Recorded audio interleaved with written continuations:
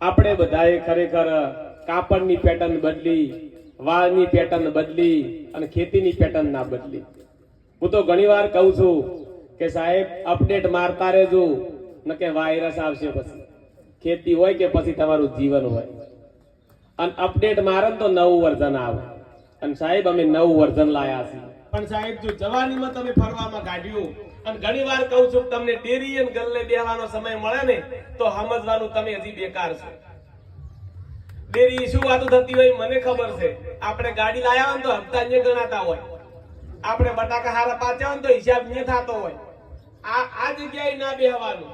ખૂબ મજૂરીમાં ગમે એની મજૂરી કરજો, નોકરી કરજો, શિક્ષણમાં ધ્યાન આપજો, અને ખૂબ મારો સમાજ વ્યસન મુક્ત બને, મારો સમાજ શિક્ષણ યુક્ત બને. બસ મારું તો આ જ સપનું છે કે મારો સમાજ ખૂબ પ્રગતિ કરે.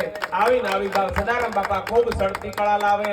અને સાહેબ અડધી રાતે જરૂર પડે તો યાદ કરજો, આ પણ તમારો ભાઈ છે હો સાહેબ.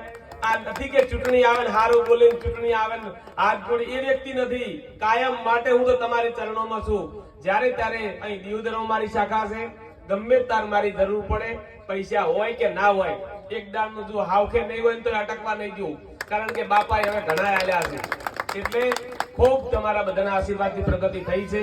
અહીં બોલાવી મારું માન સન્માન કર્યું એ બદલ આ પરિવારના ચરણોમાં કોટી વાર વંદન. જય જવાન, જય કિસાન, જય સીતારામ.